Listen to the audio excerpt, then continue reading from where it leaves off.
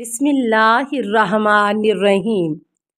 السلام علیکہ یا صاحب العصر والزمان۔ حضرت حسن علیہ السلام زیادہ رو رہے تھے۔ آپ نے ان سے فرمایا، اے حسن بس کرو، آپ کا رونا رسول خدا پر گراں گزرتا ہے۔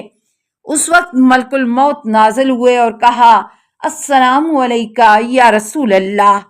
رسول اللہ صلی اللہ علیہ وسلم نے فرمایا، آپ پر بھی سلام ہو اے فرشتہ مرگ، مجھے آپ سے ایک حاجت ہے۔ اس نے عرض کیا، کیا حاجت ہے اے رسول خدا؟ آپ صلی اللہ علیہ وسلم نے فرمایا، حاجت یہ ہے کہ میری جان تب تک مت لینا جب تک میرا دوست جبرائیل نہ آ جائے، وہ مجھے سلام کر لے اور میں اس کو سلام کر لوں۔ ملک الموت یا محمد صلی اللہ علیہ وسلم کہتے ہوئے باہر چلا گیا۔ اس کی ملاقات ہوا میں جبرائیل سے ہوئی۔ جبرائیل نے اسے کہا، اے ملک الموت، آپ نے اب تک رسول محمد صلی اللہ علیہ وسلم کی روح قبض کیوں نہیں کی؟ اس نے جواب دیا، نہیں اے جبرائیل، ان کی خواہش تھی کہ وہ پہلے آپ سے ملاقات کر لیں، آپ انہیں سلام کریں اور وہ آپ پر سلام کریں۔ جبرائیل نے کہا، اے فرشتہ مرگ، کیا آپ کو معلوم نہیں کہ آسمان کے دروازے روح محمد صلی اللہ علیہ وسلم کے لیے کھولے جا چکے ہیں اور حوران بہشتی نے خود کو روح محمد صلی اللہ علیہ وسلم کے استقبال کے لیے آراستہ کیا ہوا ہے؟ تب جبرائیل نے آپ صلی اللہ علیہ وسلم کی خدمت میں حاضر ہو کر کہا، آپ پر سلام ہو اے ابوالقاسم۔ پیغمبر خدا نے فرمایا، آپ پر بھی سلام ہو اے جبرائیل، اے میرے دوست، میرے قریب۔ جبرائیل آپ صلی اللہ علیہ وسلم کے نزدیک آ گئے اور ملک الموت سے کہا، اے ملک الموت، اب روح محمد کے بارے میں اللہ کے فرمان پر عمل کریں۔ ملک الموت نے اس حالت میں آپ صلی اللہ علیہ وسلم کی روح قبض کی کہ جبرائیل رسول خدا کی دائیں جانب، میکائیل بائیں جانب۔ جب رسول خدا کے چہرے سے رومال ہٹایا گیا تو آپ صلی اللہ علیہ وسلم نے جبرائیل کی طرف دیکھا اور فرمایا، کیا اس سختی کے وقت اپنا ہاتھ کھینچ رہے ہو؟ اس نے عرض کیا، ہے رسول خدا صلی اللہ علیہ وسلم، آپ نے بھی مرنا ہے، سب نے مرنا ہے، کل نفس ذائقۃ الموت۔ سورہ آل عمران 185۔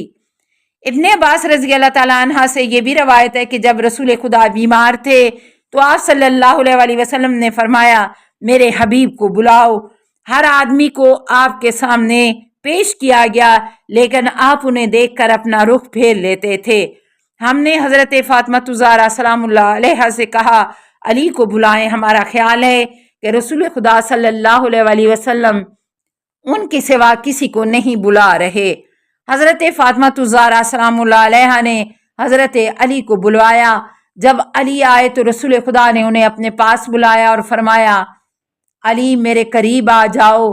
علی علیہ السلام آپ کے قریب آئے۔ آپ نے ان کا ہاتھ پکڑ کر اپنے سر کے جانب بٹھایا اور بے ہوش ہو گئے۔ اسی وقت حضرت حسن و حسین روتے ہوئے اندر داخل ہوئے اور اپنے آپ کو رسول خدا پر گرا دیا۔ حضرت علی علیہ السلام اٹھے اور انہیں رسول خدا سے الگ کیا۔ اس وقت رسول خدا صلی اللہ علیہ وسلم کو ہوش آ گیا۔ آپ نے حضرت علی سے فرمایا، اے علی، انہیں چھوڑ دو، یہ میری خوشبو لیں گے، میں ان سے خوشبو لوں گا، میں ان سے زیادہ راہ حاصل کروں گا، یہ مجھ سے زیادہ راہ حاصل کریں گے، میرے بعد ان پر ظلم کیا جائے گا، انہیں بے گناہ قتل کیا جائے گا، اس پر لعنت ہو جو ان پر ظلم کرے۔ آپ نے اس گفتگو کو 3 بار دہرایا۔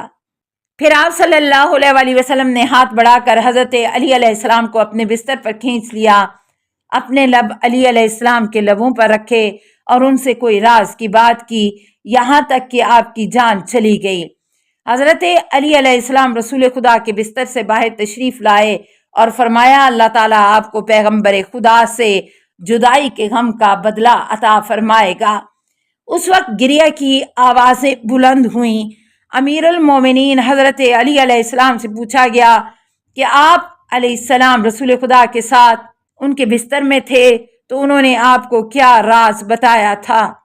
آپ علیہ السلام نے فرمایا، انہوں نے مجھے علم کے 1000 دروازے کی تعلیم دی کہ جس سے علم کا مزید 1000 دروازہ کھلتا ہے۔ بہار الانوار 2257 551 حدیث 9۔ بیٹی آپ کا چہرہ زرد کیوں ہو گیا ہے اور آنکھیں اندر کو کیوں دھسی ہوئی ہیں؟ حضرت ابن عباس رضی اللہ تعالیٰ عنہ کہتے ہیں کہ بنی سلیم کا ایک اعرابی صحرا میں پھر رہا تھا اور ایک سوسمار اس کے سامنے سے گزری۔ وہ اس کے پیچھے دوڑا اور اسے پکڑ لیا اور اسے اپنی آستین میں ڈال کر نبی کریم صلی اللہ علیہ وآلہ وسلم کے پاس آ گیا۔ بآواز بلند پکارنے لگا، اے محمد، اے محمد۔ حضرت صلی اللہ علیہ وآلہ وسلم کا یہ دستور تھا کہ جب کوئی آپ کو یا محمد کہہ کر پکارتا تو آپ بھی اس کے جواب میں یا محمد فرما دیتے تھے، اور جب کوئی یا احمد کہہ کر پکارتا تو آپ بھی اس کے جواب میں یا احمد فرما دیتے، اور جب کوئی یا رسول اللہ کہہ کر بلاتا تو آپ اس کے جواب میں لبیک فرما دیتے۔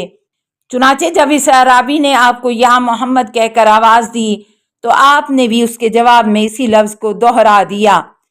اس کے بعد اس اعرابی نے انتہائی گستاخی کے ساتھ یہ کہا کہ معاذ اللہ، تم ایک جھوٹے جادوگر ہو، تم سے زیادہ جھوٹا اس زمین پر اور اس آسمان کے نیچے کوئی نہیں ہے، کیونکہ تم نے یہ جھوٹا دعویٰ کیا ہے کہ آسمان میں صرف ایک خدا ہے جس نے تم کو انسانوں کے سیاہ و سفید پر اپنا رسول بنا کر بھیجا۔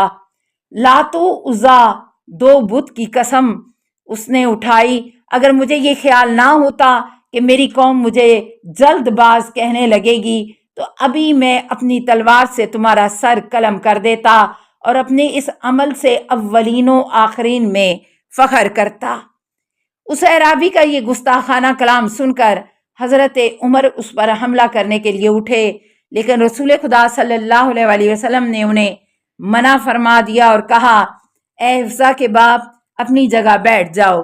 تجھے معلوم نہیں کہ علم ایک ایسی صفت ہے کہ جس سے انسان مرتبہ نبوت سے قریب ہو جاتا ہے۔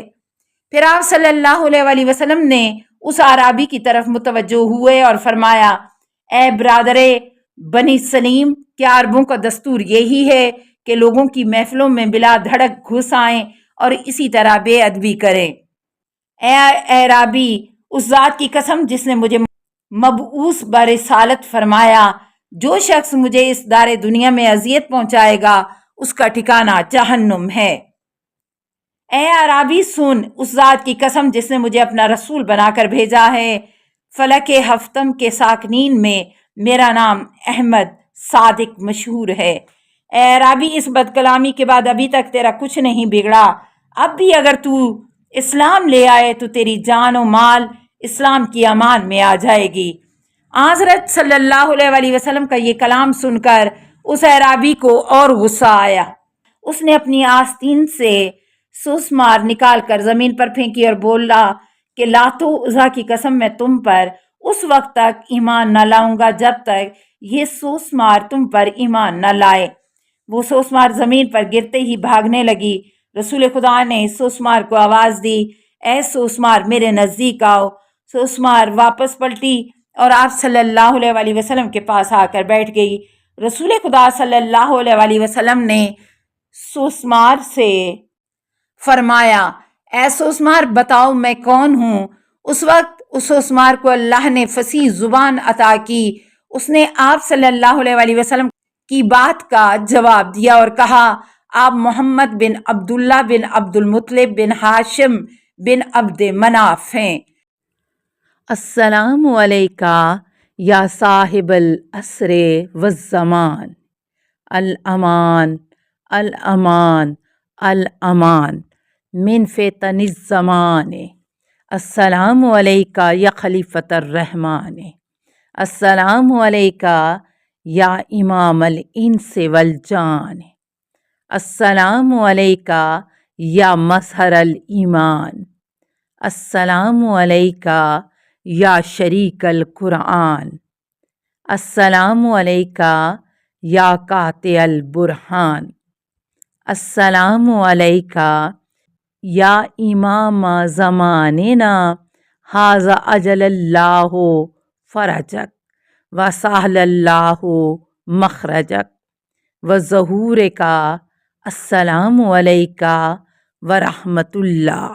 اللہم صلی علی محمد و آل محمد۔